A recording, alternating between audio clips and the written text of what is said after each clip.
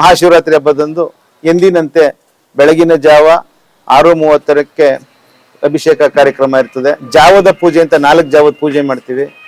6:30ಕ್ಕೊಂದು, 3:30ಕ್ಕೊಂದು, ರಾತ್ರಿ 11 ಗಂಟೆಗೊಂದು, ಮಾರನೆಗೆ ಬೆಳಗಿನ ಜಾವ 1, 16ನೇ ತಾರೀಕು ಬೆಳಗಿನ ಜಾವ 1 ನಡೀತಾ ಇರ್ತದೆ. ಅಂತ ಒಂದು ಸುಸಂದರ್ಭದಲ್ಲಿ ಬಹಳಷ್ಟು ಜನ ಭಕ್ತಾದಿಗಳು ಬಂದು ಸ್ವಾಮಿಯ ದರ್ಶನ ಪಡೆದು ಸ್ವಾಮಿಯ ಕೃಪೆಗೆ ಪಾತ್ರರಾಗುವಂತ ಒಂದು ಸನ್ನಿವೇಶ ತಾವೆಲ್ಲರೂ ಗಮನಿಸ್ತಾನೆ ಇದ್ದೀರಿ. ಈ ಒಂದು ದೇವಸ್ಥಾನದ ದಿನೇ ದಿನೇ ಈ ದೇವಸ್ಥಾನದ ಒಂದು ಪ್ರತಿಷ್ಠೆ ಹೆಚ್ಚುತ್ತಾ ಹೋಗ್ತಾ ಇದೆ.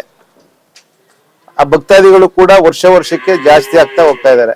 ಮಾರನೇ ದಿವಸ ಸಾಯಂಕಾಲ ಪೂರ್ತಿ ಜಾಗರಣೆ ಇರೋದ್ರಿಂದ ದೇವಸ್ಥಾನದಲ್ಲಿ ನಮ್ಮ ಕಲ್ಪಶ್ರೀ ಆರ್ಟ್ ಲಿವಿಂಗ್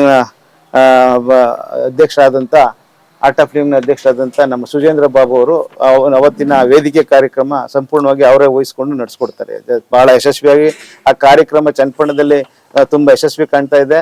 ತುಂಬಾ ಸಂತೋಷ ಆಗ್ತದೆ. ಅವ್ರಿಗೂ ಕೂಡ ನಾನು ನನ್ನ ಧನ್ಯವಾದಗಳನ್ನು ತಿಳಿಸ್ತಾ ಈ ಒಂದು ಕಾರ್ಯಕ್ರಮವನ್ನ ನಡೆಸಿ ಮಾರನೇ ದಿನ ನಾವೇನ್ ಮಾಡ್ತೀವಿ, ಬೆಳಗ್ಗೆನೆ 7:30ರಿಂದನೇ ಅನ್ನದಾನ ಕಾರ್ಯಕ್ರಮವನ್ನ ಶುರು ಮಾಡ್ತೀವಿ. ಅನ್ನದಾನ ತುಂಬಾ ಯಶಸ್ವಿಯಾಗಿ ನಡೀತದೆ.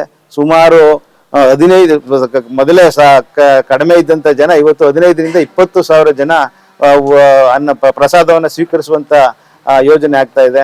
ಇದೆಲ್ಲ ತಮ್ಮ ಸಹಕಾರನೇ ನಮ್ಗೆ ನಿಜ ಹೇಳ್ಬೇಕು ಅಂತಂದ್ರೆ ತಮ್ಮ ಪತ್ರಿಕೋದ್ಯಮ, ತಮ್ಮ ಪತ್ರಿಕಾ ಮಿತ್ರರ ಸಹಕಾರದಿಂದ ಇಷ್ಟೆಲ್ಲ ನಡೀತಾ ಇದೆ ಅಂತ ನಾನಾದ್ರೂ ಭಾವಿಸ್ತಾ ನಾವು ತಾವು ಬಂದು ಇಲ್ಲಿ ದೇವಸ್ಥಾನದಲ್ಲಿ ಪ್ರತಿ ವರ್ಷನೂ ನಮ್ಮ ದೇವಸ್ಥಾನದ ಒಂದು ಪ್ರತಿಷ್ಠೆಗೆ ಕಾರಣೀಭೂತರಾದಂತ ತಮ್ಗೆಲ್ರಿಗೂ ಹೊಂದಿಸ್ತಾ ನನ್ನ ಮಾತನ್ನ ಮುಗಿಸ್ತೀನಿ.